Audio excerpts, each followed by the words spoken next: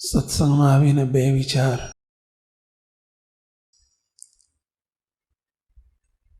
કોઈ પણ સંત કે કોઈ પણ હરિભક્ત આપણા સૌને ક્લિયર અને અખંડ રહેવા જોઈએ. અને એક છે મહાત્મ્યનો વિચાર, બીજો છે રાજીપાનો વિચાર. રાજીપાનો આધાર મહાત્મ્યના વિચારો પર છે. જેનું જેટલું મહાત્મ્ય સમજાય એટલો જ એને રાજી કરવાનો વિચાર, એને રાજી કર્યાનો વિચાર વર્તે. રાજીપો એ સત્સંગનો બેઝ છે, સત્સંગનું ફળ છે. અને રાજીપાના વિચાર સાથે થતું કોઈ પણ સાધન એ ભક્તિ છે, એ ભક્તિ બની જાય છે. ગઈકાલે રાત્રે જ અમારે સભામાં એક વાત નીકળેલી કે કોઈ કદાચ વાળવાની સેવા કરે છે, સ્વચ્છતાની સેવા કરે છે, કોઈ સંડાસ બાથરૂમ સાફ કરવાની સેવા કરે છે, પરંતુ એ તમામ સેવામાં કે પછી બહાર ઉભા રહીને ચોકીદારની સેવા કરે છે, સિક્યોરિટીની સેવા કરે છે, કે પછી પાર્કિંગમાં ઉભા રહીને સેવા કરે છે, પરંતુ એમાં રાજીપાનો વિચાર જો પડે તો એ પણ ભક્તિ બની જાય છે. માત્ર માળા ફેરવવી, ધ્યાન, તપ, જપ, વ્રત કરવું એ જ ભક્તિ છે એવું નથી. અંદર રાજીપાનો વિચાર પડ્યો કે મારે રાજી કરવા છે, અને આ જે હું કરું છું એ મહારાજને રાજી કરવા માટે કરું છું. આ વિચાર કોઈ પણ સેવા, કોઈ પણ સાધન એમાં બળ્યો એટલે એ ભક્તિ બની જાય છે. અને એમાં મહારાજનો સંબંધ ભળી જાય એટલે એ ભક્તિ સાધ્ય ભક્તિ બની જાય છે.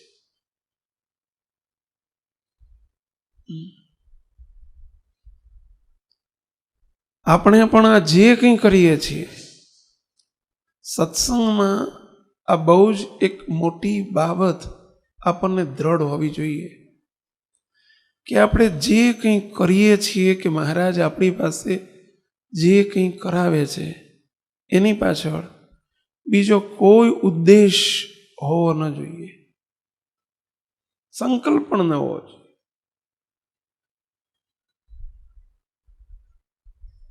કોઈ માનનો, સન્માનનો, કોઈ હારનો, કોઈ પ્રસાદનો, મને કંઈક બોલાવે કોઈ વિચાર અંદર ભળ્યો એટલે એ રાજીપાનો વિચાર ન કહેવાય, ભેળસેળ થયું કહેવાય. એટલી 24 કેરેટનું સોનું હોય ને એમાં જેટલી ભેળસેળ થાય એટલે કેરેટ ઘટતા જાય ને એનું મૂલ્ય ઘટતું જાય. આજે જ સવારની સભામાં અમારે સ્વામિનારાયણ ધામ ઉપર પ્રથમનું 56મું વચનામૃત વંચાયું, અને એમાં એક વાત મહારાજે બહુ સરસ કરી છે. મહારાજ કે કોઈ કૂવો ખોદાતો હોય અને એમાં સલાટ ખકડાવે, પથ્થર ખકડાવે, અને જો બોધો બોલે તો સમજે કે આમાં પાણી ઘણું છે. જો થોડુંક નક્કર બોલે તો કે આમાં ચારાની પા કોષનું પાણી છે, અડધા કોષનું પાણી છે.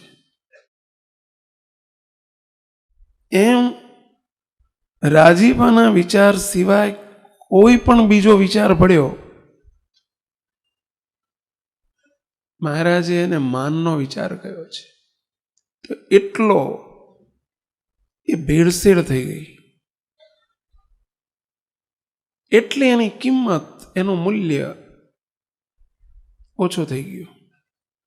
ભલે પછી કરોડોનું દાન કરીએ કે પછી અમે તનની, મનની, ધનની આપણે ગમે એટલી સેવા કરીએ, એક જ વિચાર હોવો જોઈએ. ચાહે પછી ઠાકોરજીની પ્રગટ પ્રત્યક્ષની સેવા કરતા હોય તોય ભલે, રસોઈ બનાવતા હોય તોય ભલે, અહીં બેઠા છીએ, આપણે આવીએ છીએ એ રાજી જ કરવા. બસ અમને આ મહારાજે સાધુ કર્યા છે, અમારો ઈશક પણ આ જ રહેવો જોઈએ, મહારાજને મોટાને રાજી કરવા છે. બસ નાનપણથી આપણને આ સંસ્કાર બંધાઈ જવો જોઈએ કે આપણો આ સંસ્કાર છે, આપણો એક જ સંકલ્પ ઘૂંટ્યા કરવો, બસ રાજી કરવા છે, રાજી કરવા છે, રાજી. અને રાજીપાનું ફળ, સત્સંગનું ફળ રાજીપો. અને રાજીપાના બદલામાં શું જોઈએ છીએ? તો હે મહારાજ, પહેલી ને છેલ્લી એ જ અરજ છે, મૂર્તિના સુખની એક ગરજ છે. બસ અમને મહારાજ તમારી મૂર્તિનું સુખ આપજો, આ માગું અને આ જ ઈચ્છું. હવે રાજીપાનો આધાર શની ઉપર છે? તો મહાત્મય ઉપર છે. જેટલું મહાત્મય સમજાય એટલો જ રાજીપાનો વિચાર પ્રબળ બને. અને આપણે એ મહાત્મય સમજવું ફરજિયાત છે. મહારાજનું મહાત્મય પહેલું તો. કોનું મહાત્મય? શું મહાત્મય? તો મળેલા મહારાજ કેવા છે. માત્ર મહારાજ કેવા છે એવું નહીં હો, મળેલા મહારાજ કેવા છે. મહારાજનો મહિમા સમજીને, મહારાજનું એ જ્ઞાન, અને જ્ઞાન પછી એ મહારાજ ગયા નથી, પ્રતિમા સ્વરૂપે મને પ્રગટ અને પ્રત્યક્ષ મળ્યા છે. અને પછી એમાંથી પ્રતિમા ભાવ ટાળી નાખવાનો છે. પ્રતિમા સ્વરૂપે મળ્યા છે પણ પ્રતિમા નથી હો. એ પ્રતિમા નથી, મનુષ્ય રૂપે તો નથી જ, પણ પ્રતિમા રૂપે છે, પણ પ્રતિમા નથી. એમાંથી પ્રતિમા ભાવ કાઢવાનો. તેજના સમૂહમાં છે, તેજ આ છે, અને આ જ તેજના સમૂહમાં છે. આ મહારાજનું મહાત્મય સમજાય તો કૃતાર્થપણું મનાય, પૂર્ણકામપણું મનાય, નિર્ભયતા વર્તે. કલ્યાણ મરીને થવાનું છે એવું ન રહે. મહારાજની મૂર્તિ એ જ કલ્યાણ છે, એ જ મોક્ષનું સ્વરૂપ છે. અને એ મહારાજ મને મળી ચૂક્યા છે. આવું કૃતાર્થપણું વર્તે, આનંદ આનંદ વર્તે. મહારાજે પ્રથમના 24મા વતનામૃતમાં મહારાજને પ્રશ્ન પૂછ્યો છે કે હે મહારાજ, આવા ભગવાન મળ્યા છતાં આઠે પોર આનંદ કેમ નથી વર્તતો? ત્યારે મહારાજે જવાબ આજ આપ્યો છે, મહાત્મ્યની કસર છે, મહિમાની કસર છે, એટલે આનંદ નથી વર્તતો. પણ મહારાજનો આવો જો મહિમા સમજાય તો એને આઠે પોર આનંદ વર્તે. કેવા મહારાજ મને મળ્યા છે. બીજું શું થાય? એ જ રીતે સત્પુરુષનો મહિમા સમજાય કે મને એવા મોટા પુરુષ મળ્યા છે.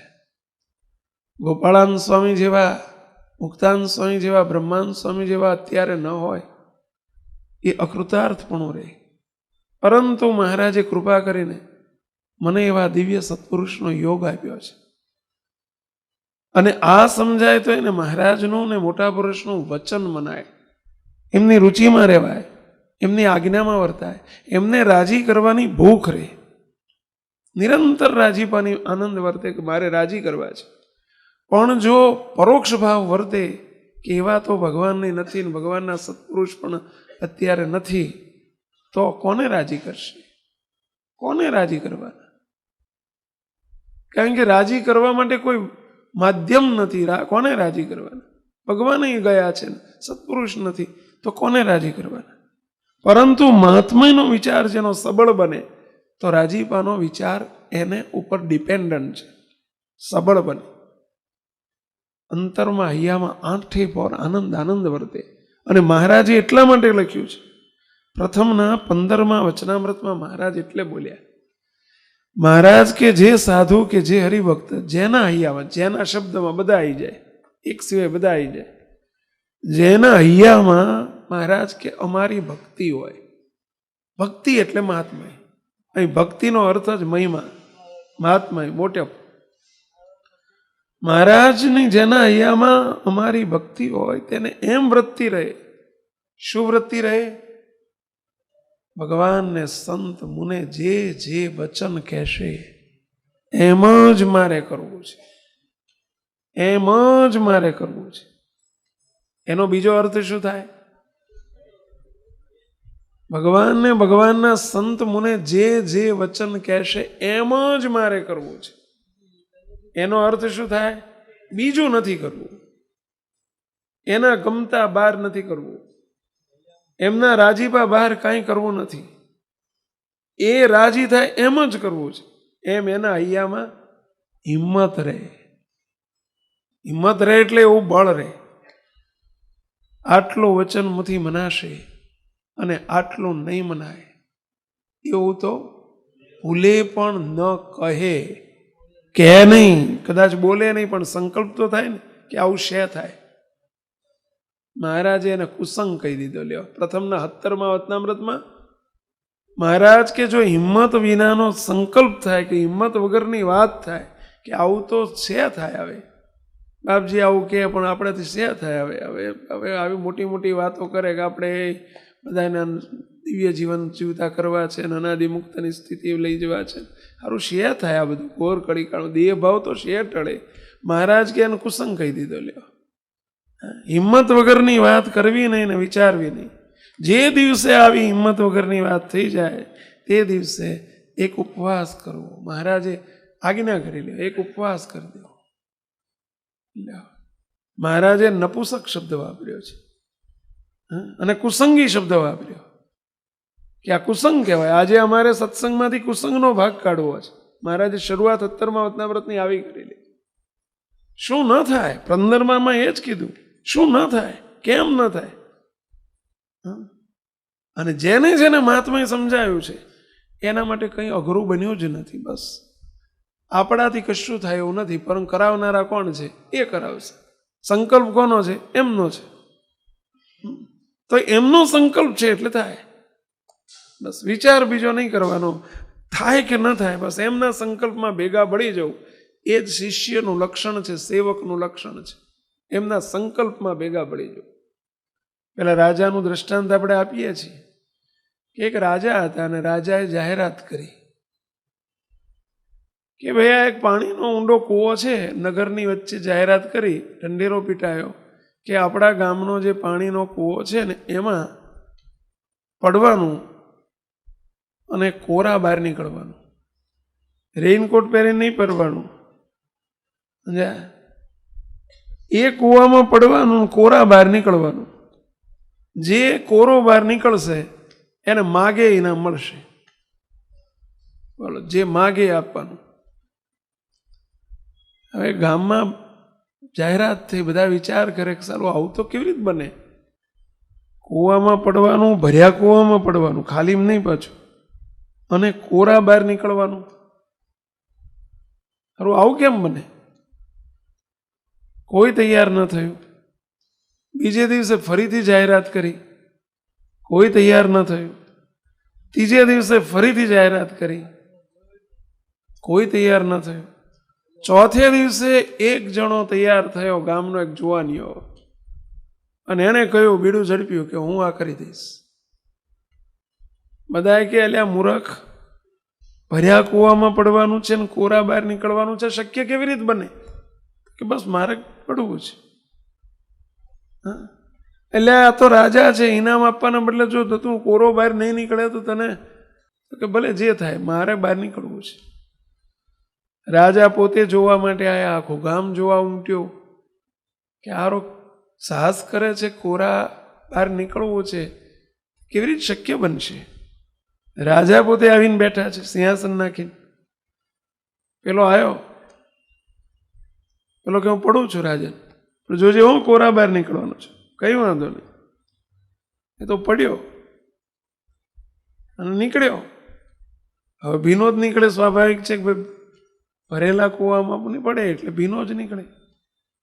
રાજાને આવીને ઉપર રહ્યો, રાજાને જોઈ લો કે અરે શું જોઈ લો, તું તો ભીનો નીકળ્યો છે.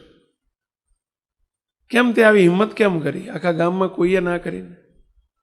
રાજન, તમને ખબર છે ને મને ખબર છે, આખા ગામને ખબર છે કે ભીના ભરેલા કૂવામાં પડે એ ભીનો જ નીકળે, બધા કોરો ના નીકળે. મને તો તમારા વચનમાં ને વેણને મારે હેઠું નહોતું પડવા દેવું, કે મારા રાજાનું વેણ છે ને બસ મારે હેઠું પડવા દેવું નથી. બાકી તમે જાણો છો ને હું જાણું છું, બસ તમારે હવે જે કરવું એ કરો, મારે તમારું વચન હેઠું પડવા દેવું નથી. રાજા ઊભા થઈને ભેટી પડ્યા, સાબાસ સાબાસ સાબાસ. મારે આ જ જોતું હતું કે ભલે શક્ય નથી, અશક્ય છે, પરંતુ છતાંય રાજાનું વચન હેઠું પડવા દેવું નથી. રાજા મને કંઈ શિક્ષા નહીં કરે, બસ એના વચનમાં રહીશ તો બાકી આપવાનું છે આપી દેશે. રાજાએ એને 5 ગામ ભેટ આપી દીધા. સાબાસ સાબાસ સાબાસ. બસ એમ મુક્તો આપણે મહારાજના વચનમાં કૂદી પડીએ, મોટાના વચનમાં કૂદી પડીએ, ભલે પછી થાય એવું ન હોય તો મનની પડીએ તો એ લોન કોણ આપે? એ આપે. સબસિડી કોણ આપે? એ આપે. ઇનામી કોણ આપે? એ આપે. હા, ભલે અશક્ય છે, અસંભવ છે, પરંતુ એ ક્યારે વર્તાય? બસ મહાત્મ્યનો વિચાર હોય ત્યારે, કે મહિમાનો વિચાર હોય, કહેનાર કોણ છે? બસ કોના મુખારવિંદમાંથી આ શબ્દ નીકળ્યો છે?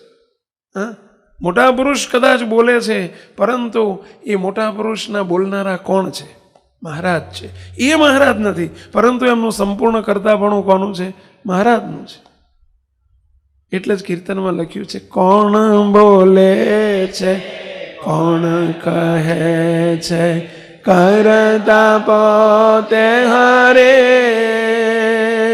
કરતા પોતે હરી.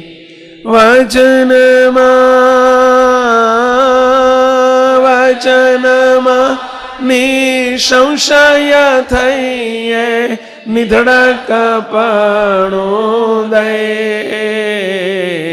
જીવનું જીવન મારા વાલા સહજાનંદ સ્વામી.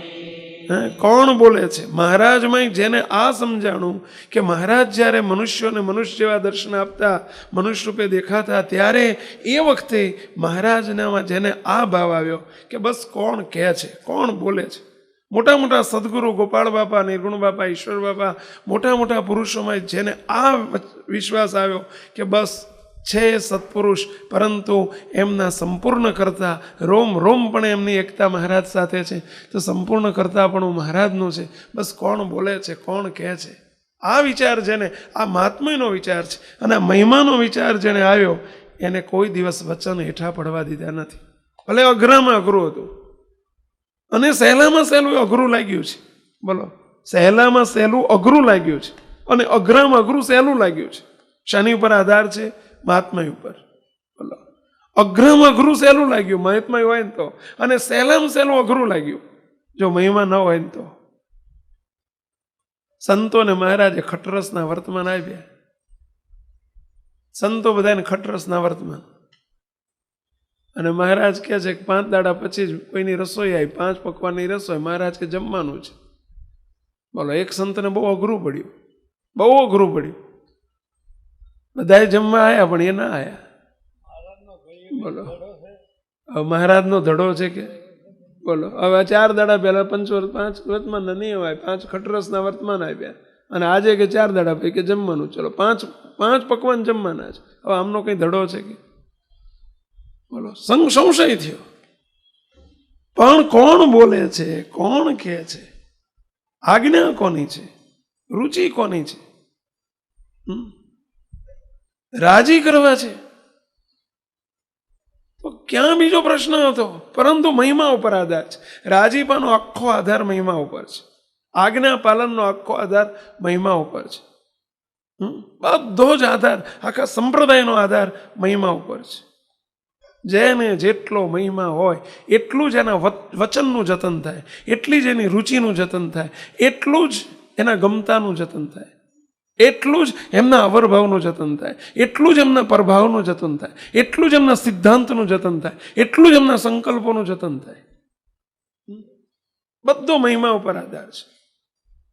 મહાત્મા એ સંપ્રદાયનો બેઝ છે, પાયો છે. સાધુ થયા હતા, એના વચને સાધુ થઈ ગયા હતા, પણ મહાત્માની કસર કહેવાય. ન મનાણું સમય. બોલો, હવે હાવ સહેલું હતું, એમાં શું અઘરું હતું? કહો, હારું ધાયણા બાયણા કરવા અઘરા, ન જમવું એ અઘરું, પણ જમવું એ કેટલું સહેલું કહો છે. આમાં ક્યાં ધાડ પાડવાની હતી? હારું નહીં જમવાનું, ખટરસના વર્તમાન આપે એ અઘરું, પણ એ સહેલું થયું, અને સહેલામાં સહેલું અઘરું બની ગયું. બોલો કેમ? મહાત્માની કસર હતી ને. એટલે કોણ બોલે છે, કોણ કહે છે એ વિચાર ન રહ્યો. મહાત્માની ફલશ્રુતિ આ છે, બસ નીચે નિરંતર રાજીપાનો વિચાર. કોણ બોલે છે, કોણ કહે છે, બસ કોણ બોલે છે, કોણ કહે છે. અઘરામાં અઘરું કેટલા સહેલા બની ગયા છે. બોલો, મહારાજે ઝીણાભાઈ મહારાજ માટે ઘોડી લે, અરે પોતે ઘોડી લાયા, કિંમતી ઘોડી હતી, સારી રેવાલ ઘોડી હતી. પ્રસાદીની કરવા લાયા. મહારાજ પ્રસાદીની કરવી છે. મહારાજ કે કેટલા રૂપિયાની લાયા? એ જમાનામાં 400 રૂપિયાની ઘોડી હતી. એ જમાનામાં 400 એટલે અત્યારના તો 4 લાખ કહેવાય, કેથી વધુ કહેવાય. મહારાજ આંટો મારીને આવ્યા. મહારાજ કે બહુ સારી ઘોડી છો. મહારાજ દાનત બગાડી. બોલો, બહુ સારી ઘોડી જ કે. મહારાજ તમને ગમી? બહુ સારી. લ્યો, આ તો માણકી જેવી છો. મહારાજ તમને ગમી હોય તમને અર્પણ. મહારાજ કે ખરેખર? મહારાજ ખરેખર જ હોય ને, તમને ગમી એ તમારી. બોલો, ઘોડી આપી દીધી. હાથ હિલોડતા ઘેર ગયા. બધા કે ક્યાં ગઈ ઘોડી લાવ્યા તે? મહારાજને ગમી મેં તો આપી દીધી, આપણે બીજી લાવશું. બીજી એથી મોંઘી 500-600 ની લાયા. મહારાજની ભાઈ પ્રસાદીની કરવા તોય લાયા. તોય લાયાનો અર્થ સમજી ગયા ને ભાઈ? આપણે હોઈએ તો તમે કહેશો હમણાં આપણે હોઈએ જ નહીં, કારણ કે પહેલી ગાડીમાં જ આપણે હોઈએ કે ના હોઈએ એવું થાય. અત્યારની ગાડી, એ વખતની ઘોડી, સમજી લો. તોય બીજી વખત લાયા. મહારાજને કે મહારાજ બીજી ઘોડી લાવ્યો છે, પ્રસાદીની કરવી છે. હા, એનો અર્થ બાપજી બોલ્યા, જો હું ભૂલી ગયો હતો. પ્રસાદીની કર્યા વગર ઘોડી કે ગાડી, પ્રસાદીની કર્યા વગર વપરાય નહીં. વાત સાચી છે. અરે આ તમે કપડાં લાવો ને તો એને ઘેર પ્રસાદી ના કરવા જોઈએ. આ ઘડિયાળ લાવો તો મહારાજની મૂર્તિની પ્રસાદીની કર્યા વગર ન વપરાય. અરે એક પેન લાવો તો પ્રસાદીની કરવી જોઈએ. નોટ લાવો ને તો પ્રસાદીની કર્યા વગર ન વપરાય. બોલો, આ ટેવ પાડવી જોઈએ. નવા ચશ્મા લાવો ને તો પ્રસાદી ના કરવા જોઈએ. બોલો, આ આદત આપણને હોવી જોઈએ ભગવાનના ભક્તોને. એ મહારાજનું મુખ્યપણું થયું કહેવાય. વાહન લાવીએ તો આ કરવું જોઈએ. હવે બીજી ઘોડી લાવ્યા. મહારાજને કે મહારાજ આંટો મારવા પધારો ને. મહારાજ પોતે પધાર્યા. મહારાજ કે ઓહો, ઓલ્યા આ તો ઓલ્યા ઘર ઓલી ઘોડી કરતા હારી જ કે. મહારાજ શું ઈચ્છા છે એમ કોને? મહારાજ કે બહુ સારી ઘોડી છે, આ તો ઘડીકમાં અમારે ગમે ત્યાં જવું હોય તો પહોંચાડી દેવી છે. મહારાજ તો આપી. લ્યો, અર્પણ. હાથ હિલોડતા ઘેર ગયા. ક્યાં ગઈ ઘોડી? મહારાજને ગમી, મહારાજને આપી દીધી. મહારાજને ગમે આપણે ના જોઈએ, બસ. લ્યો, ત્રીજી ઘોડી લાયા. ઘોડી વગર ચાલે એવું નહોતું. ત્રીજી ફરીથી પ્રસાદી નહીં કરવા ગયા. પહેલું તો આ જ ધન્યવાદ હો. મહિમા જાણ્યો હોય તો એના માટે કાંઈ જ અઘરું નથી. જેણે સર્વસ્વ એનું માન્યું હોય એને શું અઘરું પડે? કહો, પોતાનું માન્યું જ નથી એને ક્યાં સવાલ જ છે. એમનું મને વાપરવા આપ્યું છે, ત્યાં સવાલ જ ક્યાં છો? અમારે ગરીબ ભગત હતા, તે નવી ગાડી ધન છે આવા છે મુક્તો બેઠા છે, તે નવી ગાડી પ્રસાદીની લાયા કરવા લાયા. તે પછી ઠાકોરજી પધરાવ્યા, પ્રસાદીની કરી, પછી કહ્યું કે કોક દાડો સંતોને જરૂર હોય તો કામ કાઢજો. કે સ્વામી મહારાજની જ છે ને ક્યાં મારી છે? એક દિવસ 6-12 મહિના પછી અમારે થોડીક જરૂર પડી, ગાડી અમારી કંઈક બગડી હતી, કંઈક હતું, એટલે ફોન કર્યો કે દયાળુ ગાડી જોઈએ છે, 2-4 કલાક માટે જરૂર છે, ડ્રાઈવર તો છે પણ ગાડી નથી, જરા મળશે?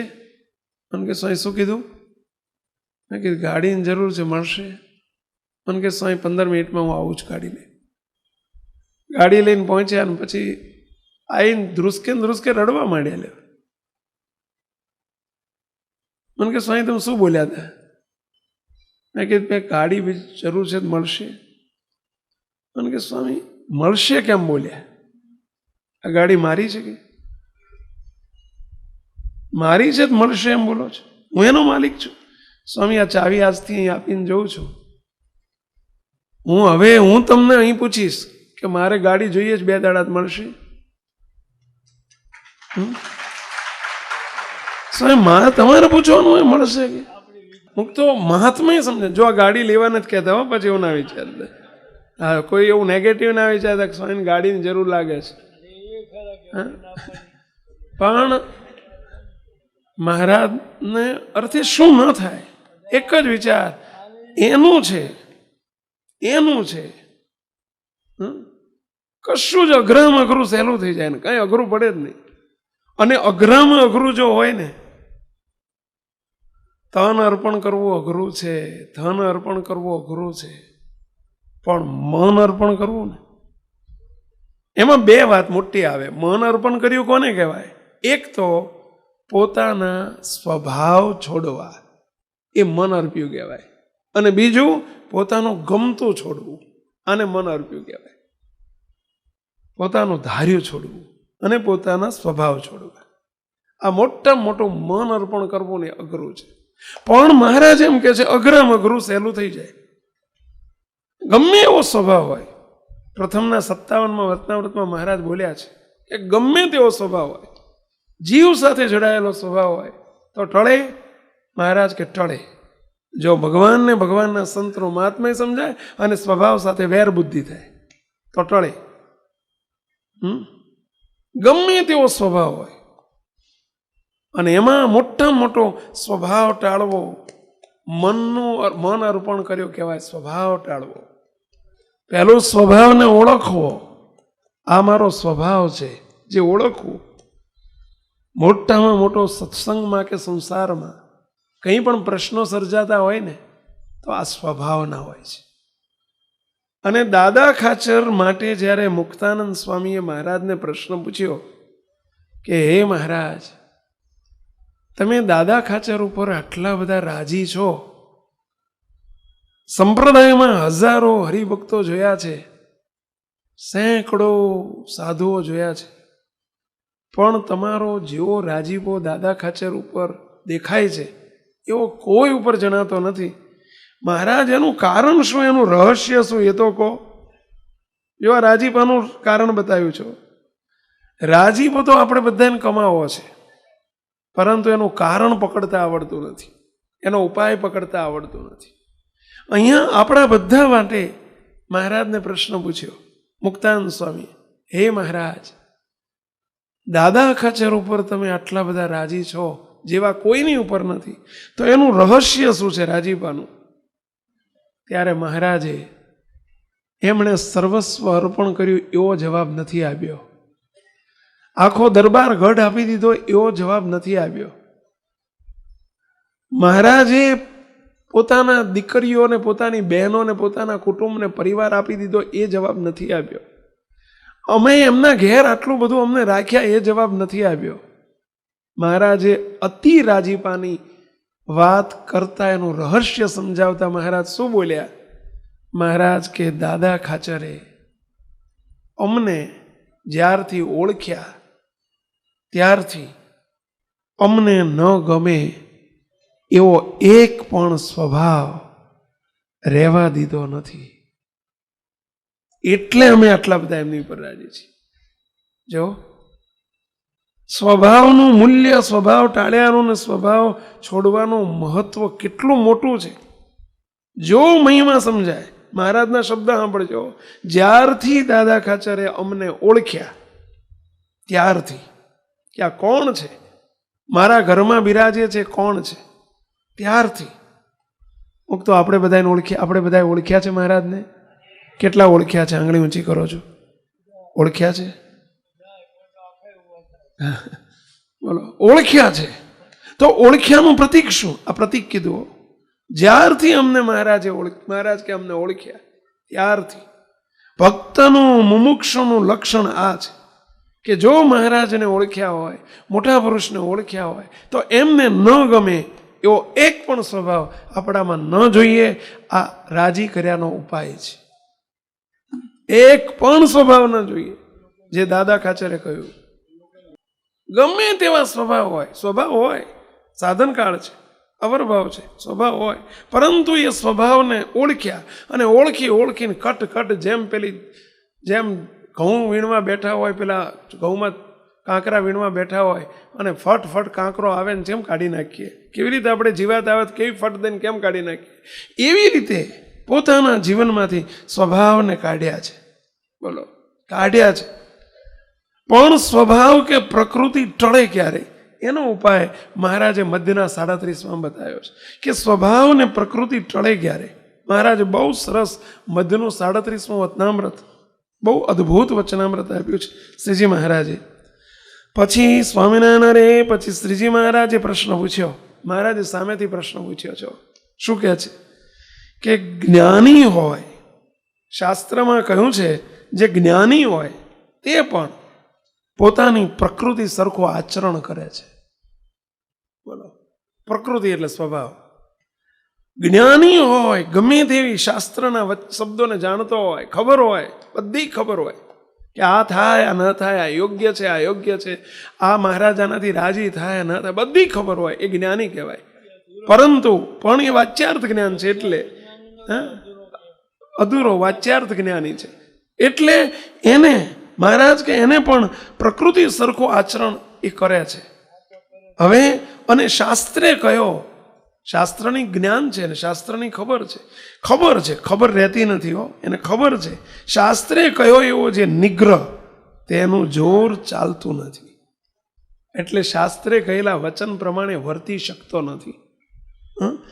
માટે એ સ્વાભાવિક પ્રકૃતિ છે તે શે ઉપાય કરીને ટળે. સ્વાભાવિક પ્રકૃતિ જે છે, સ્વાભાવિક પ્રકૃતિ એટલે સ્વાભાવિકપણે સહેજે થઈ જાય, ન કરવું હોય તો એ થઈ જાય, એનું નામ સ્વાભાવિક પ્રકૃતિ. જેની આપણને ખબર પણ ન પડે એનું નામ સ્વાભાવિક પ્રકૃતિ. આપણને એમ થાય કે આવું હશે મારામાં, એવું વર્તે છે સ્વાભાવિક પ્રકૃતિ. આપણને લાગે ગુસ્સો નથી કરવો, પણ વગર વિચારે ગુસ્સો થઈ જાય, એનું નામ સ્વાભાવિક પ્રકૃતિ. માન નથી આવવા દેવું, પણ વગર કીધે માન આવી જાય છે, વગર વિચારે આવી જાય છે, સહેજે આવી જાય, આનું નામ સ્વાભાવિક પ્રકૃતિ. સ્વાદ નથી કરતો, પરંતુ છતાંય કોઈક શબ્દ વસ્તુનું નામ સાંભળી એના મોઢામાં પાણી છૂટે છે, સ્વાદેન્દ્રિય તેજ થઈ જાય છે, આ સ્વાભાવિક પ્રકૃતિ. સહેજે થઈ જાય, ન કરવું હોય તો એ થઈ જાય, એનું નામ સ્વાભાવિક પ્રકૃતિ. તો આવી સ્વાભાવિક પ્રકૃતિ શે ઉપાય કરીને ટળે. પ્રશ્ન પહેલો તો એ છે, આપણામાં આવી કોઈ સ્વાભાવિક પ્રકૃતિ ખરી? તો આપણે કંઈક ગોળી આપણે બતાવીએ અને જોઈએ અને લઈએ. બેલા ખરી? કેટલામાં હશે? બેલા આંગળી ઊંચી કરો છો. કેટલાને જરૂર લાગે છે આવી? પહેલો સ્વભાવ પ્રકૃતિ છે તો ટાળવી છે. ટાળવી હોય તો આ વાત છે. કેવી રીતે ટળે કોઈ પણ સ્વભાવ?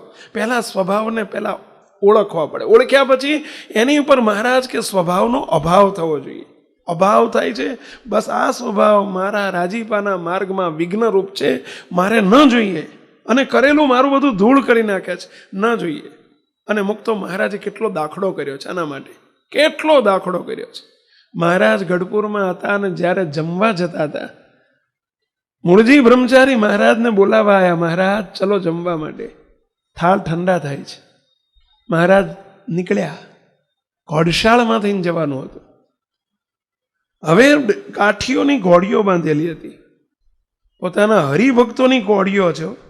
ઘોડીઓ બાંધેલી હતી અને મહારાજ ત્યાંથી પસાર થતા હતા. અને એ ઘોડીનો મારવાનો સ્વભાવ, લાતો મારવાનો સ્વભાવ. એટલે એણે એકદમ પગ પાછળનો પગ ઊંચો કરીને લાત મારી. મહારાજ એકદમ ખસી ગયા, સંતો ખસી ગયા, વાગ્યું નહીં. પરંતુ મહારાજે આ જાણ્યું કે આ ઘોડીને મારવાનો સ્વભાવ છે. મહારાજે શું કર્યું બોલો? હવે આ સ્વભાવ કોઈ પંચવર્તમાનની બહારનો સ્વભાવ નહોતો, પણ અલ્પ સ્વભાવ પણ મહારાજને ગમતો નથી કે જે મહારાજને રાજીપા બહાર વર્તાવતો હોય. માણસ નહોતું, આ સજાતી નથી, ઘોડી હતી, પશુ હતી, પોતાની ઘોડી નથી, માણકી નથી, રોજો ઘોડો નહોતો, ચીણાભાઈને આપેલી નથી. આ હતી હરિભગતની ઘોડી. મહારાજે જાણ્યું કે અમારી જોડે રહેનારી અને અમારા સત્સંગીની ઘોડીમાં અલ્પ સ્વભાવ પણ ન જોઈએ. શ્રીજી મહારાજે એ જ મિનિટે જમવાનું કોરે મૂકી દીધું એક બાજુ, પછી ઠાકોર જમાડવાના. અને મહારાજે ખુરશી મગાવી, બેહી ગયા. એક વાંસ મગાયો, એક થળિયું મગાયું. મહારાજે ઘોડીના પગ નીચે પગ જોડે થળિયું મૂક્યું. વાંસથી મહારાજ આમ વાંય ગોદો મારે, અને જ્યાં પેલો ગોદો મારે ને ત્યાં પેલી ઘોડી ધડ દઈને લાત મારે. કોને લાત મારે? પેલા થળિયા ઉપર. અને વાગે, ભૂ દઈને વાગે. બીજી વખત, ત્રીજી વખત, ચોથી વખત. જોનારને એમ લાગે કે મહારાજ આ ઘોડીને હેરાન કેમ કરે છે? આ મહારાજ હેરાન કરવા માટે કરતા હતા ને. જોનારને એવું લાગે કે મહારાજ શું કરો, બિચારા અબોલ પશુને શું કરો આટલું બધું હેરાન કરે છે, રમત કરે છે એવું લાગે. પણ નથી રમત કે નથી હેરાનગતિ.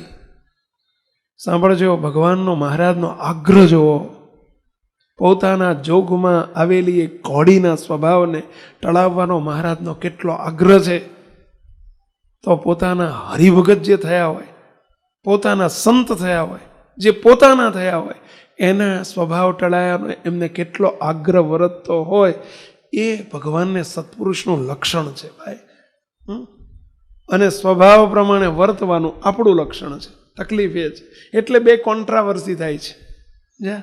અહીંયા મહારાજ જંપતા નથી, બોલો, જમતા તો નથી પણ જંપતા નથી. જ્યાં સુધી ઘોડીને ધડ દઈને પગ મારે, ધડ દઈને પગ મારે, 7, 8, 10 વખત કર્યું, લોહી નીકળી ગયું. ઘોડીને પગે લોહી નીકળી ગયું.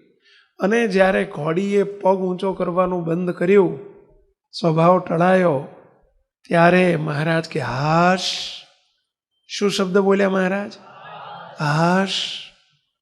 બોલો તો ખરા, હાશ. ખાલી બોલવાનું નથી, હાશ કરાવવાનું છે ભાઈ. હાશ કરાવવાનું છે આપણે, હાશ બોલવાનું નથી. મહારાજને હાશ થઈ, અને જ્યાં હાશ થઈ ને ત્યાં મહારાજ કે હાશ, ચલો હવે અમે જમવા આવશું. વિચાર કરો, મહારાજ આપણા માટે કેટલા ઉત્સુક હોય. હવે મહારાજ અત્યારે આપણને આ નહીં કરે. મહારાજ સત્પુરુષમાં રહીને, સત્પુરુષના કર્તા બનીને સત્પુરુષ આપણા સ્વભાવ ટળાવશે, એ આપણી પ્રકૃતિ ટળાવશે, એ મહારાજનું ગમતું કરાવશે. કારણ કે એ મહારાજનું કાર્ય સત્પુરુષ કરે છે. હવે ગોદો મારે છે એટલે જ હરિને ગમેવા થવું છે પુસ્તિકાની અંદર 99મું વાક્ય છે. આ જ વાક્ય છે કે ભગવાનને, ભગવાનના સંત મોટા પુરુષ આપણને ક્યારેક હેરાન ગતિ કરે એવું લાગે, કે ક્યારેક ગોદો મારે, પરંતુ એમ નહીં સમજવું કે આ મને હેરાન કરે છે. એમ સમજવું કે એમને સ્વભાવ સાથે જેટલું શત્રુપણું મારા સ્વભાવ સાથે એમને જેટલું શત્રુપણું થયું છે એટલું મારે નથી થયું. એટલે મારા સ્વભાવ ટળાવવા માટે, મારા હિત માટે, મને મહારાજનો અત્યંત રાજીપાનું પાત્ર કરવા માટે, મને મહારાજનો ગમતો કરવા માટે, મને દાદા ખાચર જેવા કરવા માટે મહારાજ મારા સ્વભાવ ટળાવવા મોટા પુરુષ મને કોદો મારે છે. પણ આપણે શું વિચારીએ? હે મને હેરાન કરે છે, મને હેરાન કરે છે. એટલે આ હેરાન કરવાનો એમનો ધર્મ જ નથી. એમનો ધર્મ જ નથી. અતિ દયાળુ રે સ્વભાવ છે સ્વામીનો, પર દુઃખ હારી રે વારી બહુનામીનો, કોઈને દુખ્યો રે દેખી ન ખમાય. કોણ છે? મહારાજને મોટા પુરુષને આપણે ઓળખતા હોય તો એનું મહાત્મય સમજાણું હોય તો એમના ધર્મમાં નથી. કોઈને દુભવવાનો ધર્મ નથી, કોઈને દુખવવાનો ધર્મ નથી એમની પાસે. તો કોઈને હેરાન કરવાનો એમનો ધર્મ હોય? નાનું બાળક હોય ને એની માં, એને ખબર છે બાળકનું હિત શામાં છે. એ બાળક જોજો, અમે ઘણી વખત જોઈએ છીએ, અમારી જોડે ઘણા નાના બાળકોને લઈને આવે, અમે લાડુડી આપીએ ને તો લઈ લે, લેવાઈ દે. પછી બીજી આપીએ ને ત્યારે એને પપ્પા કે સ્વાઈ રહેવા દો, એને શરદી થઈ જશે. છોકરું રડે તો એને બાપ કે ના રહેવા દો. બીજી પછી લેવા દો ને, હવે બેમાં કંઈ નહીં થાય. તો કે સ્વામી હમણાં ત્રીજી માગશે. છોકરાને ખબર નથી કે આ લાડુડી ખાખા કરીશ તો મને શું થશે, એ છોકરાને ખબર નથી. એની ચિંતા કોને છે પહેલા? એના મા બાપને છે. છોકરું હાપ જતો હોય ને સાપ જતો હોય ને છોકરું અડવા જાય, હવે એને તો એમ થાય કે રમકડું છે. અને અત્યારે તો રમકડા બધા ચાવીવાળા નથી આવતા, દોડતા જતા હોય, એટલે એને મનમાં કે રમકડું છે. એટલે પકડવા જાય, શું એની મા એને પકડવા દેશે? રડે તો પકડવા દે ને. શું એને કદાચ લાતો મારે એની માને, છોકરા લાતોય મારે ઘણી વખત, લાતો મારે તો પકડવા દેશે? એને ગળદાન પાટા મારે તો પકડવા દેશે? ગળદા ખાઈને, પાટા ખાઈને, લાતો ખાઈને પણ નહીં પકડવા દે. કેમ? એને એના હિતની ખબર નથી. એ એની માનો ધર્મ છે, હિતની એને ખબર છે કે આનું હિત છે કે આમાં અહિત છે. મુક્તો એમ આપણા સ્વભાવની આપણને ખબર નથી, પરંતુ ભગવાનને સત્પુરુષ એને ચિંતા જેટલી આપણે, એમને આપણી જેટલી ચિંતા છે એટલી આપણને નથી. આપણે બાળક છીએ, અણસમજુ છીએ, અજ્ઞાની છીએ. આપણને શું ખબર પડે આપણા હિતની? આપણે જેને હિત માન્યું છે એમાં આપણું અહિત હોય, એની ખબર એમને હોય, એ ખ્યાલ રાખે. મહારાજે બીજું કીધું કે અગ્નિનો ભડકો બળતો હોય અને એમાં કોઈ છોકરું જઈને એ હાથ અડાડવા જાય, અડાડવા દેશે એની માં? એમ આ વિષયનો યોગ, માન સન્માનનો યોગ, આલોકની આબરૂ ને કીર્તિનો યોગ, આલોકમાં બધા જે મહારાજને ન ગમતું હોય એનો યોગ, એવા સ્વભાવ, એ પ્રકૃતિ, એ સાપને ઠેકાણે અને અગ્નિને ઠેકાણે છે. ભગવાનને સત્પુરુષ એ સ્વભાવ ટળાવવા માટે તો આ બ્રહ્માંડમાં પધાર્યા છે. આપણને ચોખ્ખા કરવા માટે તો પધાર્યા છે, રાજીપાના પાત્ર કરવા માટે તો પધાર્યા છે. એમનો દાખલો શાના માટે જ પહેલા? આ શું કરવા? તમારી જોડે શું સ્વાર્થ છે કહો છો? આપણી જોડે બાપજીને શું સ્વાર્થ છે કહો છો? રાત દાડો શું કરવા મથે છે? મહારાજની નિષ્ઠા થાય, મહારાજને ઓળખે, મહારાજનું મહાત્મય સમજે, મહારાજની રુચિને સમજે, મહારાજના ગમતામાં રહે અને મહારાજને રાજી કરી શકે તો મહારાજ કૃપા કરે, પુરુષોત્તમ રૂપ પાત્ર કરી, દેહ ભાવથી અળગા કરી અને એને બિચારાને મૂર્તિનું સુખીઓ કરી નાખે. આ એમનો સંકલ્પ છે પહેલા. અને એ જ રાજી કરે ને રાજી કરવાની રીત શીખવાડે, એનું નામ જ સાધુ, એ જ સંત. જે રાજી કરે અને રાજી કરતા શીખવાડે એનું નામ જ સાધુ. ખાલી લુગડું પહેર્યું એટલે સાધુ એમ નહીં. પોતે મહારાજના રાજીપામાં વર્તે અને પોતાના જોગમાં જે કોઈ આવે એને બસ રાજીપાની જ રીત શીખવાડે. ભાઈ તું આ કર તો આનાથી રાજી થશે, આ ના કરીશ, આ ના કરીશ, તને સારું લાગે છે પણ સારું નથી. શું જરૂર છે સંતોની? આપણને રોકનારા ટોકનારા શું જરૂર છે? આ જરૂર છે ભાઈ. એ રોકી ટોકીને વઢીને આપણને સીધા કરે છે. શું કરવા? આપણા સ્વભાવ ટળાવે છે. પણ એ સ્વભાવ ટાળ્યાનો ઉપાય કયો છે? પહેલું તો આપણા તરફથી ઈચ્છા શક્તિ પ્રબળ જોઈએ કે મારે મહારાજને ન ગમે એવો એક પણ સ્વભાવ રહેવા દેવો નથી. બીજું, પોતાના સ્વભાવની આપણને ખબર હોવી જોઈએ કે આ મારો સ્વભાવ છે એ મહારાજના રાજીપામાં વિઘ્નરૂપ છે, એની ખબર આપણને હોવી જોઈએ. એક વખત એક ભાઈએ ઉંદર પાળેલો, ઉંદર પાળેલો. તે ઉંદરને રોજ શીખવાડે, ધ્યાન રાખજો, બિલાડી આવશે ને તને પકડી જશે, ધ્યાન રાખજો, બિલાડી આવે તને પકડી જશે, એટલે ધ્યાન રાખજો. આવું પેલો ઉંદરને શીખવાડ્યા કરે. અને એક દાડો બિલાડી આવીને પકડી લીધો. બોલો, પકડી લીધો ત્યારે પેલા ઉંદરને વાચા થઈ. પેલા કીધું કે આ ઉંદર, તને મેં કીધું તું ધ્યાન રાખજે, હું બિલાડી આવે તો ઉંદર તને પકડી લેશે, તે ધ્યાન ના રાખ્યું. ત્યારે પેલા ઉંદરને ભગવાનની ઈચ્છાથી વાચા થઈ. એ કે શેઠ, તમે મને એટલું કીધું હતું કે ઉંદર આવતા બિલાડી આવે પકડી લેશે, પણ બિલાડી કોણ ને કેવી એ તો તમે બતાવી જ નથી મને કોઈ દાડો. બિલાડી કેવી હોય ક્યાં મને બતાડી હતી તમે? બિલાડીને બતાવીને, મને બતાવીને કીધું હોત કે આનું નામ બિલાડી કહેવાય અને આવી આવશે ને તો તને પકડી લેશે, પણ એ માસી મને બતાવી જ નથી તમે. બોલો, એમ આપણને સ્વભાવ, આ સ્વભાવ આવો, આ સ્વભાવ આવો, આ સ્વભાવ આવો, પણ આપણે આપણા સ્વભાવને ઓળખ્યો છે? એને જોયો છે? એને હા પડે છે કે આ મારામાં સ્વભાવ છે મુક્તો, એ જ બહુ મોટામાં મોટી બાબત છે. પહેલાં સ્વભાવની હા પડે છે, કારણ કે દેહાભિમાનને યોગ્ય કરીને આપણને આપણા સ્વભાવ ઓળખાતા નથી. આપણો અહંકાર છે એટલે આપણને આપણો સ્વભાવ ઓળખાતો નથી. બીજું દેહ બુદ્ધિ છે, દેહ ભાવ છે, આપણે વિશે એટલો બધો દેહ ભાવ દ્રઢ થઈ ગયો છે એટલે આપણને આપણો સ્વભાવ, દેહ ને આત્મા એક મનાઈ ગયા છે એટલે આપણને આપણો સ્વભાવ ઓળખાતો નથી. જોજો તમે, બીજાનો સ્વભાવ તરત ઓળખાય, સામેવાળાના સ્વભાવ તરત ઓળખાય કે ના ઓળખાય? તમને બોલો, તમારા ઘરવાળાના સ્વભાવ ઓળખાતા હશે, છોકરાના ઓળખાતા હશે, સત્સંગીના ઓળખાતા હશે, તમને તમારા સ્વભાવ એમને ઓળખાતા હશે, પણ આપણને આપણો સ્વભાવ ઓળખાય કેમ? અને કોઈ કદાચ કહેતો હોય તે આપણને માન્યામાં આવે, એક તમારામાં આવો સ્વભાવ, હવે તને મારામાં વેમ પઈ ગયો છે. જોજો, એમ જ કે વેમ પઈ ગયો છે, તને વેમ થઈ ગયો, શંકા પઈ ગઈ છે.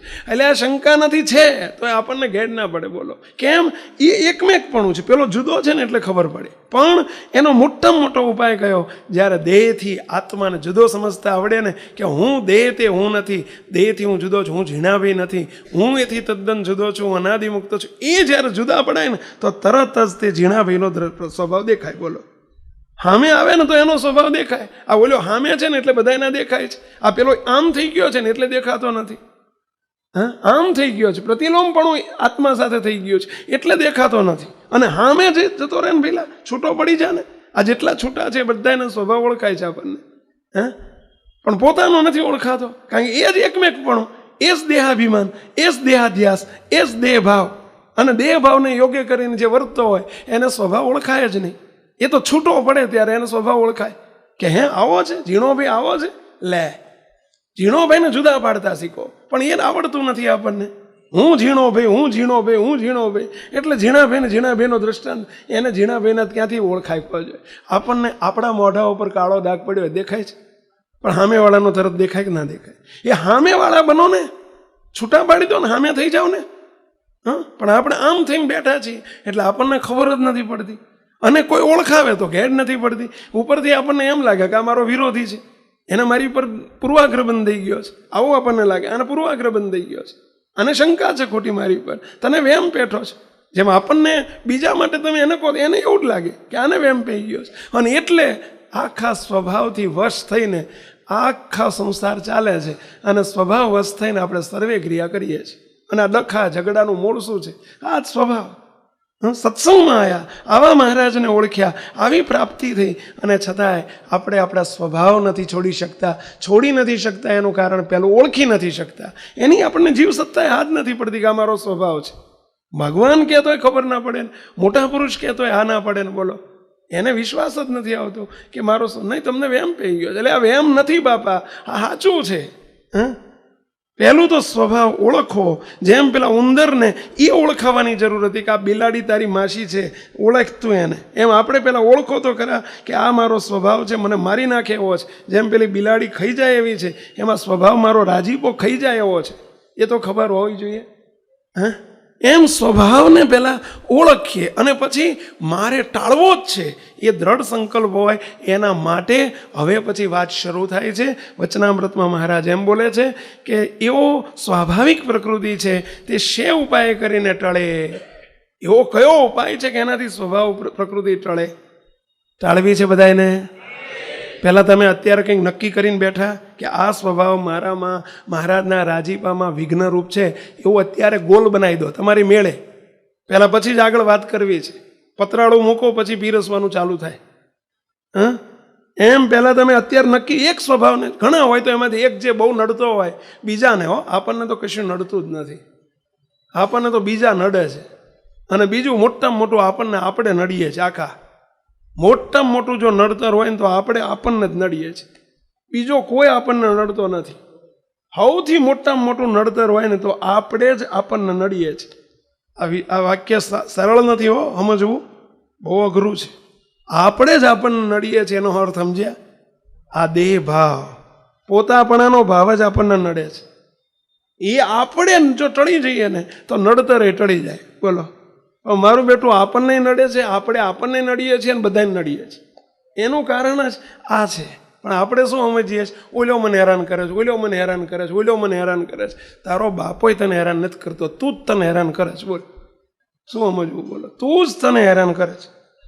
તું મટી જા, તું જતો રહે, નીકળી જા. હું કરે ને એ જ તને નડે છે. એ હું ટાળી નાખ ને, તારું દેહાભિમાન ટાળી નાખ ને, એ હુંકાર ટાળે ને, કોઈ તને નહીં નડે, તું જ તને નડે છે.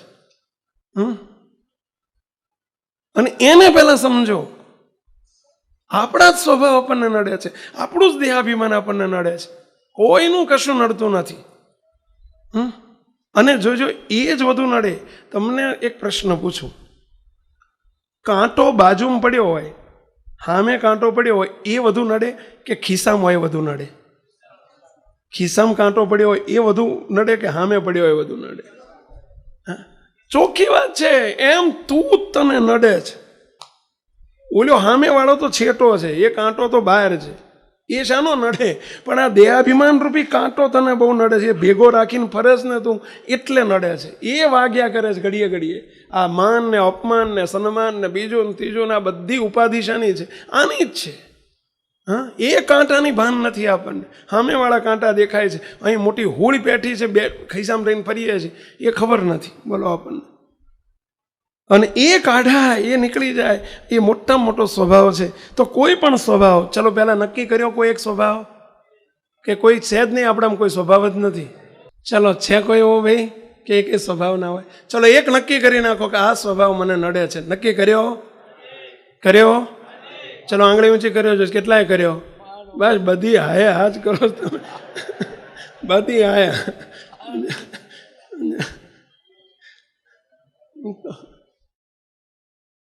હવે એ સ્વભાવ નક્કી કરો, પછી આગળ ઉપાય દવા ચાલુ થાય છે. મહારાજ હવે આપણને મેડિસિન આપી રહ્યા છે, ટેબ્લેટ ગોળીઓ આપી રહ્યા છે. શું ગોળી? સાંભળજો. પછી શ્રીજી મહારાજ બોલ્યા, પછી સર્વે મુનિમંડળ તેણે વિચારી જોયું, પણ શ્રીજી મહારાજના પ્રશ્નનો ઉત્તર થાય એમ જણાવું નહીં. પછી શ્રીજી મહારાજ બોલ્યા, જેનો ઉત્તર તો એમ છે જે એ સ્વભાવ મુકાવ્યા શરૂ. સાંભળજો, સ્વભાવ છે. તમને બધાને પહેલાં આપણે મહારાજ પૂછે, સ્વભાવ છે? ટાળવો છે ખરેખર કે અમથો અમથો? કેટલા ખરેખર? આંગળી ઊંચી કરો. ચલો ખરેખર. તો ખરેખરો ઉપાય બતાવે છો. ખરેખર ટાળવો હોય તો ઉપાય ખરેખરો બતાવે છે. હવે શરૂ કરે છો, એક પછી એક ગોળી જોતા જજો અને લેતા જજો. ગોળી જોવાની ચીજ નથી, ગોળી લેવાની ચીજ છે. આમ મુઠ્ઠી ભરીને ગોળીઓ હાથમાં રાખીને ફર્યા કરે. હવે એમ કંઈ મળતા હશે રોગ, શું કરવાનું? એને ગોળી લઈ લેવાની, ખટ્ટ દઈને પાણી જોડે ઉતારી લેવાની. સમજ્યા? હવે ગોળી બતાવે છે મહારાજ. સાંભળજો, સ્વભાવ મુકાવ્યા સારું જે સત્પુરુષ ઉપદેશ કરતા હોય. સાંભળજો, ઉપાય શરૂ થયો. સ્વભાવ મુકાવ્યા સારું જે સત્પુરુષ ઉપદેશ કરતા હોય. ચલો આટલામાંથી શું શું નીકળ્યું ખબર પડી? આટલા વાક્યમાંથી સ્વભાવ મુકાવવો હોય કે મૂકવો હોય તો પહેલી કોની જરૂર પડે? સત્પુરુષ જોઈએ જ. એવું મહારાજ આ વચનમાં ફલિત થાય છે. સત્પુરુષ જોઈએ જ. બોલતા નથી બધા, સત્પુરુષ જોઈએ જ, જોઈએ જ. અહીંયા મહારાજ આવું બોલ્યા છો, જે સત્પુરુષ સ્વભાવ મુકાવ્યા સામુ ઉપદેશ કરતા હોય. બીજો અર્થ એ નીકળે, સત્પુરુષ પણ જોઈએ અને સત્પુરુષની રોકટોક ને ઉપદેશ પણ જોઈએ જ. બોલો જોઈએ, સત્પુરુષનો ઉપદેશ અને રોકટોક પણ જોઈએ જ. આ બે ગોળી આવી ગઈ, ખબર પડી? જો મહારાજે ગોળીઓ શરૂ કરી હો, સત્પુરુષ જોઈએ છે, આપણે ફાવી ગયા છીએ. આપણે ફાવી ગયા છીએ કે આપણને સત્પુરુષ મળ્યા છે. મળ્યા છે કે નથી મળ્યા પહેલા? બસ એમાં તો ફાવી ગયા છે. પણ હવે એમનો ઉપદેશ, એમની રોકટોક કરી શકે છે? કરવી છે પણ કરી શકે છે? બસ આ વિચાર સમજો. સત્પુરુષ મળ્યા છે, એ રોકટોક કરે એવા છે, કોઈના બાપની રાખે એવા નથી. પરંતુ આપણી બીક લાગે છે, એમને આપણી સાથે નિધડકપણું છે, એમની રોકટોક ગમે છે, આપણને કરી શકે છે. સ્વભાવ ટાળવો હોય તો રોકટોક જોશે જ, ઉપદેશ જોશે જ. જો એ નથી, કંઈ નથી કેવું, મરવા દો ને. જિંદગીમાં વર્ષો નીકળી જશે ને, પેઢીઓ નીકળી જશે ને, જન્મો નીકળી જશે ને, નહીં મેળ પડે. મૂકતો એનો ઉપદેશ જોશે, એનો ઉપદેશ ગમાડવો જોશે. આપણને ગમવો જોઈએ, ગળ્યો મદ લાગવો જોઈએ. મૂકતો કોને પડી છે? કોને પડી છે? મરે હવનું કરે, હવ કરી લે, કોને પડી છે? પરંતુ એ જ સત્પુરુષ છે. મહારાજે મધ્યના 46માં આવી જ એક બહુ સરસ વાત કરી છે, જરા ધ્યાનથી સાંભળજો. સત્પુરુષ શાના માટે મથે છે એના અનુસંધાનમાં સ્વામિનારાયણ ભગવાન બોલ્યા છે. સ્વામિનારાયણ અરે આ સંસારને વિશે જે સત્પુરુષ હોય, સંસારમાં સત્પુરુષ ના હોય, સત્સંગમાં હોય, પણ અહીં સંસાર એટલે સત્સંગ સમજવાનો, બાકી સત્પુરુષ સંસારમાં ના હોય, એ સત્સંગમાં હોય. એટલે કે જે સત્પુરુષ હોય એનું લક્ષણ શું એવું બતાવ્યું છો, તેને તો કોઈક જીવને લૌકિક પદાર્થની હાનિ વૃદ્ધિ થતી દેખીને તેની કોઈનો હરખ કે શોક થાય જ નહીં. તમારો વ્યવહાર ગમે એટલો સુધરે, તમે કરોડો રૂપિયા કમાઓ, તમે મોટા મોટા આલિશાન નાના બંગલામાંથી મોટા બંગલામાં રહેવા જાઓ અને તમે વાસ્તુ કરો અને તમે બોલાવો ને મહાપૂજામાં બોલાવો ને મોટા પુરુષ આવે ને એ બંગલો જોઈને રાજી થઈ જાય, એ સત્પુરુષનું લક્ષણ નથી. એ આલોકની લૌકિક વૃદ્ધિ છે, ઠીક છે, એનાથી કંઈ નારાજ ના થાય, પણ ઠીક છે, એથી મોટા મોટા બંગલા માયાના જીવોને હોય છે, સમજ્યા? અને આ લોકની લૌકિક હાણ થાય એટલે કદાચ કંઈક નુકસાન થયું, કંઈક ઢીલું પડ્યો વ્યવહાર, તો એનાથી એમને અતિશય દુઃખ થતું નથી. એનો હરકશોક એમને નથી હોતો. હાણ વૃદ્ધિ એ તો સંસાર છે હોય, પરંતુ એમને સુખ અને એમને હર્ષ અને શોક શાનો હોય છે મુક્તો. અને જ્યારે કોઈકનું મન ભગવાનના માર્ગમાંથી પાછું પડે, એટલે કે ભગવાનના માર્ગથી, રાજીપાના માર્ગથી કોઈક પાછો પડે,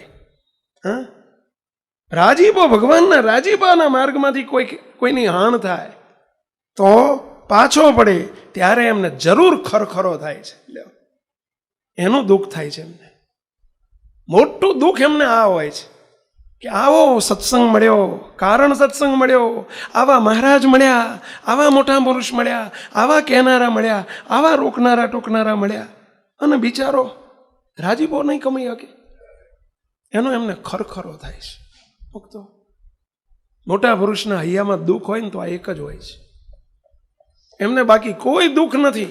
આખી દુનિયા ઉલતાની સુલતાની થઈ જાય ને તો એમને એનું દુઃખ ના હોય, પણ એમનો અતિ દયાળુ સ્વભાવ હોય ને, આ જીવનું બગડે નહીં ને એનું દુઃખ બહુ હોય છે.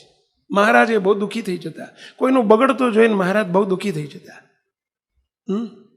જીવનું બગડે નહીં. મહારાજ બીન્યા છે, કેમ બીન્યા છે? લોયાના 18માં મહારાજે વાત કરી, મહારાજ કે અમને આ વાત કહેવી તો છે, પરંતુ કહેતા કહેતા બીક લાગે છે, જાણીએ જે કોઈનું ભૂંડું ના થાય. એમાં બહુ બીન્યા છે મહારાજ. મહારાજ ઘણી વાર સુધી નાસિકાગ્ર વૃત્તિ રાખીને બેસી રહ્યા. શું કરવા બધું આવું બધું કર્યું છે? નેત્ર મીચીને બેઠા, શું કરવા બેઠા? આ વાત કરું કે ના કરું, કેમ મહારાજને આવું બધું કરવું પડ્યું છે? બહુ બીક લાગી છે. કોની બીક લાગી છે? આપણા બધાયની ભાઈ, આપણા બધાયની. બીજા કોઈ નતા, આપણે ને આપણે હતા. નહીં ધડકપણે આપણને કહી ન શકે, એને દુઃખ છે કે આ બિચારા જીવનું કંઈ બગડે નહીં, એનું દુઃખ છે. અને એનું નામ સત્પુરુષ કહેવાય. મધ્યના 46માં મહારાજ બોલ્યા છે, સત્પુરુષનું લક્ષણ બતાવ્યું છે કે એના હૈયામાં ખરખરો થાય છે. અને કાં છે થોડાક કાળ જીવવું ને એનો પરલોક બગડશે, માટે એને મોટી હાનિ થઈ જશે બિચારાની. આ દેહનો કોઈ ભરોસો છે પેલા? કોઈ ભરોસો ખરો? હમણાં શું થઈ જશે કંઈ ભરોસો છે? હવે આવો સત્સંગ મળ્યો, આવો યોગ મળ્યો અને બિચારાનો રાજીપાનો માર્ગ કપાઈ જશે, અથવા તો જે હેતુ માટે મહારાજ સત્સંગમાં લાવ્યા છે એ હેતુ નહીં સરે તો એની અમને બીક છે, એની ચિંતા છે એને. અને એટલે રોકે છે, ટોકે છે, વઢે છે. અને એટલે કીધું કે એક તો જો સ્વભાવ સુધારવો હોય, આપણી પ્રકૃતિ ટાળવી હોય, તો સત્પુરુષ, જે સત્પુરુષ ઉપદેશ કરતા હોય, એટલે કે સત્પુરુષ જોશે. અને ધ્યાન રાખજો મુક્તો, જેને સત્પુરુષ નથી મળ્યા ને, અમે કે તમે, એ તો મા બાપ વગરના નમાયા ને નબાપા છે. જેને સત્પુરુષ નથી મળ્યા ને એ તો નિરાધાર છે. જેને સત્પુરુષ નથી મળ્યા ને એ તો અનાથ આશ્રમના બાળકો છે ભાઈ. અનાથ છે, અનાથ. એને કોણ ભગવાન ઓળખાવશે? સત્પુરુષનું મહત્વ કેમ છે એ ભગવાન નથી, પરંતુ ભગવાનને ઓળખવા માટે, પુરુષોત્તમ નારાયણને પામવા માટે, ઓળખવા માટે સત્પુરુષ જોશે. પોતાના સ્વરૂપને ઓળખવા સત્પુરુષ જોશે. ધર્મ નિયમ પડશે એમના આધારે ને એમના બળે પડે છે ભાઈ. નિષ્કુળાનંદ સ્વામી 147માં પ્રકરણમાં ભક્ત ચિંતામણીમાં એટલે બોલ્યા છે નિષ્કુળાનંદ સ્વામી જ્યારે જેને મોટા પુરુષ મળે રે ત્યારે તેના ધર્મ પડે રે. મહારાજ બોલ્યા છે, નિષ્કુળાનંદ સ્વામી જોડે લખાયો છે, જેને મોટા પુરુષ મળે એને જેના ધર્મ પડે, નહીં તો ધર્મે ન પડે. આ બધા અમે તમે બધા ઉજલા છીએ ને એ આ મોટા પુરુષને લઈને છીએ ભાઈ. એ રોકી ટોકીને આજે કંટ્રોલ કરે આપણને, કાનબુટ્ટી પકડીને આપણને મહારાજની આજ્ઞામાં ગમતામાં રાજીપામાં વર્તાવે. નહીંતર આ જીવ તો નાદાર છે, અનાદિકાળથી નાદાર છે. કોણ સમજાવે એને? કોણ ઠેકાણું રખાવશે? આપણે એમ માનીએ કે આપણે અરે સાધન કાળ છે ભાઈ, ભલા ઉડી જાય. જેને મોટા પુરુષનો અંકુશ ગયો, મોટા પુરુષનો છત્ર ગયો, તો એ નિરાધાર થઈ ગયા, નિરાધાર થઈ જાય. આજે આપણે બધા આમાં આનંદ કરીએ છીએ અને આજે લીલા ચહેરા છે, આપણે એનું કારણ આ છે. સત્પુરુષ છે, મોટા પુરુષ છે આપણી પાસે. બહુ મોટો પ્લસ પોઈન્ટ છે આપણો. અને નિરંતર પ્રાર્થના કરજો, અને અમે કરીએ છીએ. બાપજીને હું તો નિરંતર પ્રાર્થના કરું છું, તમે કરજો. આ સેવકે કરે છે કે હે મહારાજ, બસ અમને સત્પુરુષનો યોગ પેઢી દર પેઢી આપજો. અમારા માથેથી કોઈ દિવસ પેઢી એ છત્ર ન જવા દેશો. આ SM-20માં સત્પુરુષનું છત્ર કાયમ રહે એવી હે મહારાજ કૃપા કરજો. અમારી પ્રાર્થના કરજો તમે. અને કોઈ દિવસ એ છત્રથી દૂર જવાનો વિચાર ન કરશો. એ છત્ર માથે છે એટલે આપણે બધા ઉજળા છીએ ભાઈ. કંઈ પણ સિદ્ધ કરવું હશે સત્પુરુષ જોશે. ધર્મ, જ્ઞાન, વૈરાગ, ભક્તિ, કંઈ પણ મહારાજને ઓળખવાથી માંડી બધુંય એના વગર કંઈ શક્ય જ નથી. કાંઈ શક્ય નથી. કશું નિરાધાર થઈ જાય, હાથ પગ વગરનો થઈ જાય. સત્પુરુષ વગર જીવની શું બિચારાની તા કોણ જીવમાંથી એને શિવ કોણ કરે? કોજ લુખ્ખો થઈ જાય, કાંઈ ન રહે. ભક્તો બહુ ફાવી ગયા છે આપણે કે આપણી પાસે સત્પુરુષ છે. બહુ મોટો પ્લસ પોઈન્ટ છે આપણી પાસે, બહુ મોટો પ્લસ પોઈન્ટ છે. ભક્તો આપણે ઉજળા છીએ અને આપણી પાસે બિલ્ડિંગોથી ઉજળા નથી, આપણે મોટી આલિશાન ઇમારતોથી ઉજળા નથી, આપણે કંઈ કરોડો રૂપિયાથી ઉજળા નથી.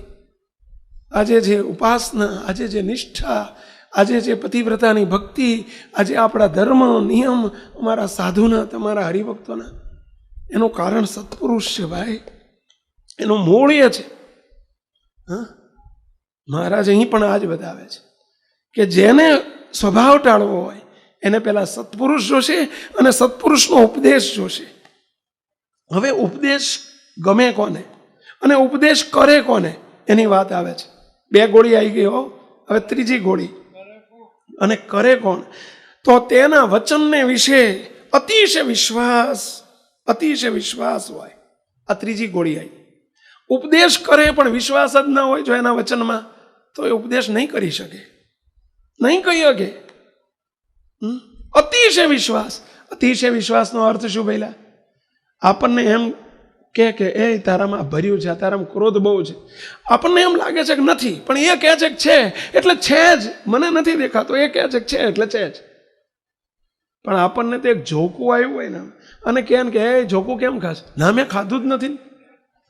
બોલો, આટલો વિશ્વાસ નથી આવતો આપણને. આ તો નથી દેખાતું, અરે નથી ને એમ કે છે. દામોદર ભાઈનો વિચાર કરો. દામોદર ભાઈને વગર વાંકે સંતો વઢે, અને જ્યારે સંતો વગર વાંકે વઢે ને મહારાજે ઉપરાણું લીધું.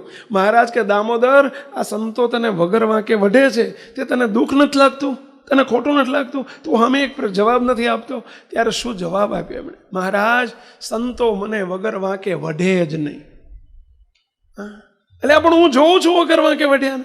મહારાજ, સંતો મને આ જન્મની ભૂલ નહીં હોય, સંતો અંતર્યામી હોય, આગલા જન્મની ભૂલ હશે ને વાંક હશે ને એટલે વઢતા હશે.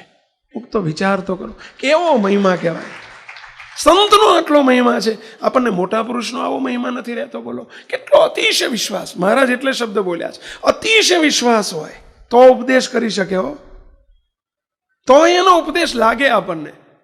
પણ જો આપણે એવો સંશય કરીએ કે એ મારી વાહે પડી ગયા છે, એમને મારી ઉપર શંકા છે, એમને મારી ઉપર સંશય છે, ક્યાં ટળશે? ક્યાં મેળ પડશે? બોલો, નહીં, મને નથી દેખાતું, એ તો ના દેખાય. એટલે અત્યારે અત્યારે સૂર્ય ઉગેલો નથી, દેખાય છે બહાર? જાઓ બહાર, અહીંથી દેખાય, જો દેખાય છે બહાર. સૂર્ય તો છે, ઉપર જતા રહો, વાદળાની ઉપર ફ્લાઇટ જતું રહે, જોજો તમે, એ તપતો હોય. નીચે વાદળાનું એટલું મોટું પડળ આવી ગયો છે, એટલું મોટું લેયર આવી ગયો છે કે સૂર્ય નીચે દેખાતો નથી. પણ નથી, છે. એમ આપણા સ્વભાવ છે, પરંતુ આપણને દેહાભિમાનનું એટલું લેયર મોટું આવી ગયું છે, વાદળું એવું આગળ આવી ગયું છે ને, તે આપણને સ્વભાવ ઓળખાતો નથી. એ પુરુષ કહે છે કે છે તો છે, હા પાડતા શીખો. જો આ દવા આવે છે, સ્વભાવ પ્રકૃતિ ટાળ્યાની દવા છે. હવે શું ત્રીજું કહે છે? એના ઉપદેશને વિશે એના વચનને વિશે અતિશય વિશ્વાસ હોય અને ઉપદેશના કરનાર. હવે વિશ્વાસ ક્યારે આવે? તો ઉપદેશના કરનારાની ઉપર સાંભળનારાને અતિશય પ્રીતિ હોય. લ્યો, અને જેની ઉપર પ્રીતિ હોય ને એનો વિશ્વાસ આવે. આ સ્વામી જોડે તમને પ્રીતિ હોય ને, દાખલો આપો છો, બોલો, એમનો આવે, અને મારી ઉપર ના હોય ને તો મારો ના આવે. હકીકત છે આ. ભાઈબંધ ઉપર પ્રીતિ હોય ને તો ભાઈબંધનો વિશ્વાસ આવે, મોટા પુરુષનો ના આવે. બોલો, પણ આમાં એમ કે છે કે એવા મોટા પુરુષ સાથે અતિશય પ્રીતિ કરો. અતિશય પ્રીતિ શબ્દ વાપર્યો છો, પ્રીતિ શબ્દ નથી વાપર્યો. અતિશય પ્રીતિ જો શબ્દ છે, હો, જો સ્વામી છે ને, અતિશય પ્રીતિ છે. ભાઈ તમને એમ થાય કે ઘરનું ગાલ્યું, હા, ઘરનું જ ગાલ્યું છે. અમારું ઘર મૂર્તિ, અને મૂર્તિમાંથી આવેલું છે. હા, ઘરનું જ છે ભાઈ. અતિશય પ્રીતિ હોય. પ્રીતિ શબ્દ નથી વાપર્યો, અતિશય પ્રીતિ. અતિશય પ્રીતિ એટલે સમજ્યા? આત્મબુદ્ધિ. અતિશય પ્રીતિનો અર્થ આત્મબુદ્ધિ. એવા મોટા પુરુષ સાથે આત્મબુદ્ધિ હોય તો જ એના વચનમાં વિશ્વાસ આવે, અને તો જ એનો ઉપદેશ ગમે. એની જોડે આત્મબુદ્ધિ કરવી પડે. અતિશય પ્રીતિનો અર્થ આત્મબુદ્ધિ, કે મોટા પુરુષ સાથે જીવનપણું કર્યું હોય તો જ એને વિશ્વાસ આવે. આગળ શું કહે છે? અતિશય પ્રીતિ હોય અને ઉપદેશ ન કરનારો. હવે જો એને આત્મબુદ્ધિ હોય, પછીની દવા જોજો. ઉપદેશ ન કરનારો એટલે કે મોટા પુરુષ, તે ગમે તેટલા દુખવીને કઠણ વચન કહે. શબ્દ તો જો, ગમે તેટલા, 2, 4, 5 ના કીધું, ગમે તેટલા, અનલિમિટેડ કહી દીધું. દુખવીને કઠણ વચન કહે. દુખવીને કઠણ વચન કહે. ઢીલા ઢીલા નહીં હો. આમ ઓલી દાદર થઈ હોય ને, દાદરની ઉપર પેલી સપટ લોશન આવે, સપટ લોશન. હા, જૂની દવા છે, પણ દાદરની ઉપર આમ મલમ બલમ આમ પેસ્ટ બેસ્ટ લગાવે, કશું ના વળે. 15 દાડોથી લગાયા કરો ને તોય. પણ સપટ લોશન નામનું એક કેમિકલ આવતું હોય છે, અને સહેજ આમ અડાડે ને, ઊંચો કરે, થોડી વાર ઊંચો કરે, હો, પણ મૂળમાંથી બાળી નાખે. બોલો, દાદરને 2 ટાઈમ તમે લગાવો ને, ત્રીજી વખતે લગાવવાની જરૂર નહીં, ભસ્મ કરી નાખે. બોલો, ઊંચો કરી નાખે. થોડી વાર તો રાડ્યું પાડે, ઓય ઓય ઓય મારા બાપ, રાડ્યું પડાવે. પરંતુ એ, અને જો તમને જ્યાં દાદર હોય ને ત્યાં લગાવો ને તો જ રાડ્યું પડાવે. અહીં તમે કંઈ દાદર ના હોય ને લગાવો ને તો કશું ના થાય. એમ એ તમે ઊંચા કરે છે એનો અર્થ જ દાદર છે. દાદર છે એટલે જ ઊંચા કરે છે. એમ મોટા પુરુષનું વેણ આવે ને આપણે ઊંચા થઈએ ને, એ જ સમજવું કે દાદર છે. દેહ ભાવ, દેહાભિમાન છે, દોષ છે, એટલે જ ઊંચા કરે છે. ઊંચા કરશે એ જ તમને હેઠા બેહાડશે, સમજ્યા? એ જ હરખું કરશે.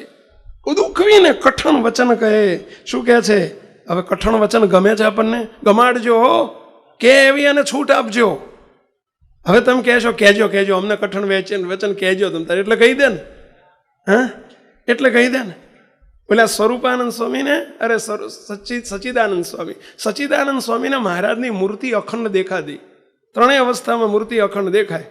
સિદ્ધાનંદ સ્વામી, સચ્ચિદાનંદ સ્વામીના શિષ્ય હતા સિદ્ધાનંદ સ્વામી. એમને અખંડ મૂર્તિ દેખાતી. કોઈએ પૂછ્યું કે સિદ્ધાનંદ સ્વામી તમને અખંડ મૂર્તિ દેખાય છે, એનો ઉપાય શું, એનું કારણ શું? કારણ કે મને મહારાજ સભા વચ્ચે વઢે છે ને, ધૂળ કાઢી નાખે મારી, સભા વચ્ચે વઢે ને એટલે મને મૂર્તિ દેખાય છે. એ એક સાધુ મારા જેવા ગયા મહારાજને જઈને કે મહારાજ મને તમે સભા વચ્ચે વઢજો, પણ મૂર્તિ દેખાય એવું કરજો, તમને છૂટ. આજથી મેં છૂટ આપી ગઈ, સભા વચ્ચે કહેવાની છૂટ. મારી મહારાજ કે ધૂળ કાઢી નાખજો મહારાજ મારી. મહારાજ કે નથી વઢતો એટલું સારું છે, જો વઢીશ તો અમારા દર્શન તો એક બાજુ જશે, તારા દર્શન નહીં થાય. મને તારા દર્શન નહીં થાય એટલે સમજે ને પેલા, તું હઈશ તો વઢીશ ને તને માટે તું છું ને હારો જ. વઢી કેમ નથી શકતા? આત્મબુદ્ધિ નથી, વિશ્વાસ નથી. વિશ્વાસ કેમ નથી? આત્મબુદ્ધિ નથી. પણ આત્મબુદ્ધિ થાય તો મોટા પુરુષ દુઃખવીને કઠણ વચન કહે તો પણ તેને હિતકારી જ માનતો જાય. આહા, મને વઢનારા હોય ક્યાંથી? એટલે આ ઇન્જેક્શન છે, હા, વઢે ઇન્જેક્શન છે. દુઃખવીને કઠણ વચન કહે એ કડવી ગોળી છે.